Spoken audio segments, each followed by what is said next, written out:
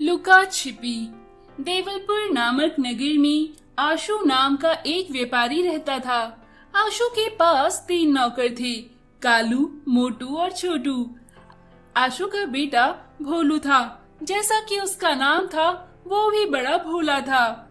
वो बड़ा होने के बावजूद भी बच्चों जैसी हरकतें करता था।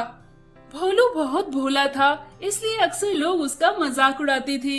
एक बार भोलू अपने नौकरों से बोला, चले चले लुका छिपी का खेल खेलते हैं। नौकर बोले, साहब हमें वो खेल नहीं आता।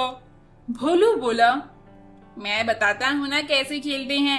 अगर नहीं खेलोगे तो मैं तुम्हें नौकरी से निकलवा दूंगा। मोटू नौकर जानता था कि अगर उन्होंने खेल में गड़बड़ी करी तो भोलू उन्हें सच में अपने पिताजी से झूठ बोलकर नौकरी से निकलवा देगा। भोलू ने उन्हें लुका छिपी का खेल बताया और बोला, मैं 100 तक गिनती करूंगा, तब तक तुम लोग कहीं जाकर छिप जाओ, फिर मैं तुम्हें ढूंढूंगा। चलो जाओ, छिप जाओ, और ध्यान रहे जब तक मैं तुम्हें ढूंढ न लूं अपनी छिपी हुई जगह से बाहर मत निकलना। भोलू गिनती करने लगा। तभी मोटू नौकर कालू और छोटू से बोला, देखो बाहर मत आना जब तक साहब पकड़ ना ले, वरना नौकरी से निकाल देगा। वो तीनों नौकर अलग अलग जगह जाकर छुप गए। मोटू एक गड्ढे के अंदर जाकर छिप गया, गोलू फ्रिज के अंदर जाकर छिपा और छोटू पलंग के नीचे छिप गया। फिर भोलू की मम्मी वहां पर आई और बोली, बेटा चलो हम नानी के वहां रहने चलते हैं। भोलू बोला, हाँ हाँ चलो, बहुत मजा आएगा नानी के घर में।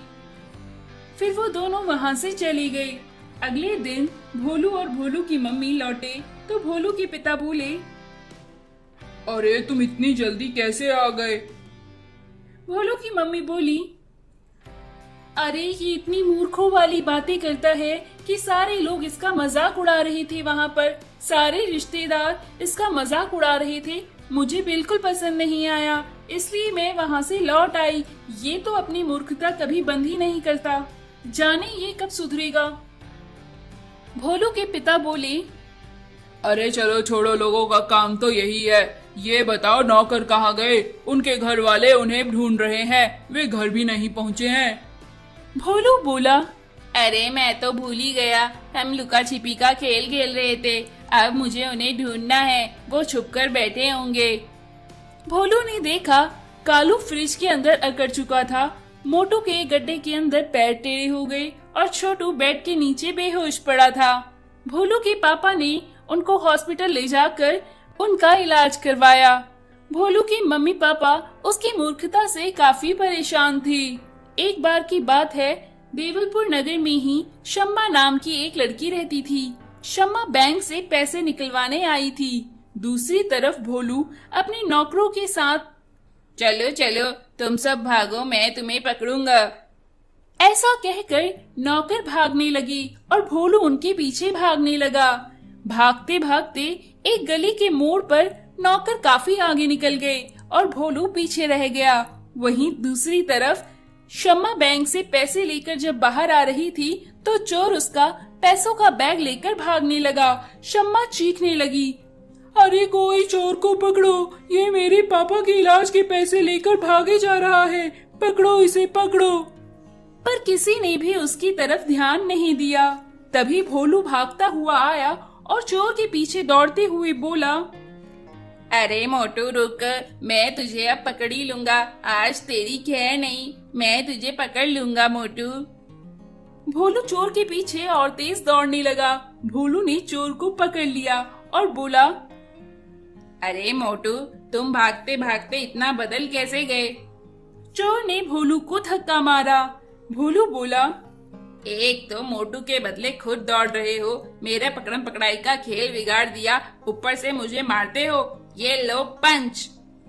ऐसा कहकर भोलू ने चोर के मुंह पे एक पंच लगाया। चोर नीचे गिर पड़ा और बेहोश हो गया। शम्मा और नौकर वहां पहुंच गए। शम्मा ने पैसों का बैग लिया और भोलू को धन्यवाद दिया। भोलू बोला, अरे ये आदमी मेरे खेल के बीच में आ गया था, इसलिए मैंने इसे एक पंच लगा दिया, मुझे लेकिन बड़ा मजा आया। मेरा पंच पढ़कर देखो कैसे गिर पड़ा है। शम्मा ने पुलिस को बुलवाया और चोर को पकड़वा दिया और शम्मा बोली, मेरे पिताजी एक मंत्री हैं, मैं तुम्हें चोर को पकड़वाने का इनाम जरूर दिलवाऊंगी। तुम एक बहादुर लड़की हो और बहुत भोली भी हो। ऐसा कहकर शम्मा ने एक दिन भोलू को इनाम दिलवाया। भोलू को स्टेज पर इनाम मिला, जिसे देखकर उसके सारे परिवार वालों का मुंह बंद हो गया। उस दिन से भोलू के परिवार में किसी ने भी भोलू का मजाक नहीं उड़ाया। जादुई पैसा बनाने वाली गाय। चंपकवन गांव में सनी नाम का एक अनाथ लड़का रहता था। सनी गांव में कहीं भी किसी भी पेड़ के नीचे सो जाता था। पास में ही चंपकवन जंगल था। सनी जंगल से लकड़ियां काटने और फल तोड़ने जाया करता था। सनी को जंगल के जानवरों से बड़ा प्यार था। सनी हर जानवर की आवाज निकालना भी जानता था। वहीं चंपकवन जंगल में एक मायावी गाय भी रहती थी। वो सनी को अक्सर जंगल के जानवरों की मदद करते देखती थी। एक बार सनी जंगल से गुजर रहा था, तभी उसे गोली चलने की आवाज सुनाई दी। सनी उस तरफ दौड़ने लगा। उसने झाड़ियों के पीछे से देखा, कुछ शिकारियों ने हिरन को घायल करा हुआ है। सनी को हिरन को बचाने का एक आइडिया आया। सनी ने शेर की दहाड़ की आवाज निकाली, जिसे सुनकर शिकार शिकारी को लगा, लगता है शेर आसपास है, मुझे यहाँ से भागना चाहिए, मैं अकेले शेर को नहीं मार पाऊंगा। ऐसा सोचकर शिकार शिकारी वहाँ से भाग गया। सनी ने जल्द से जाकर हिरन की मरहम पट्टी करी और उसे बचा लिया। ये सब मायावी गाय सुगंधा देख रही थी। सुगंधा को सनी को देख बड़ी खुशी हुई। एक बार एक जादूगर सुगंधा की मायावी शक्ति के बारे में जान गया और उसे मारने की कोशिश करने लगा। सुगंधा किसी तरह बचते हुए सनी के पास गई। सनी उठा और बोला, अरे मेरी प्यारी गाय, तुम यहाँ क्या कर रही हो? तुम्हारा मालिक तुम्हें ढूंढ रहा होगा। सुगंधा बोली, मैं एक मायावी गाय हूँ, मेरा नाम सुगंधा है। देवलोक से मैं चंपकवन की रक्षा के लिए आई हूँ। मेरे पीछे एक जादूगर पड़ा है जो मेरी शक्तियों का गलत इस्तेमाल करना चाहता है। तुम मेरी मदद करो। सनी बोला, अरे मैं तुम्हारी क्या मदद कर सकता हूँ, मुझे बताओ। सुगंधा गाय बोली, जंगल की दूसरी तरफ एक गुफा है जिसमें एक जादुई पत्थर है जिससे तुम उस जादूगर को मार सकते हो। सनी बोला, ठीक है, हम अभी उस पत्थर को ढूंढ कर लाते हैं।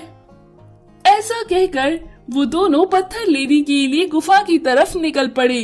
गुफा के बाहर पहुंचने पर गाय पर हमला करने के लिए जादूगर वहां पहुंच गया।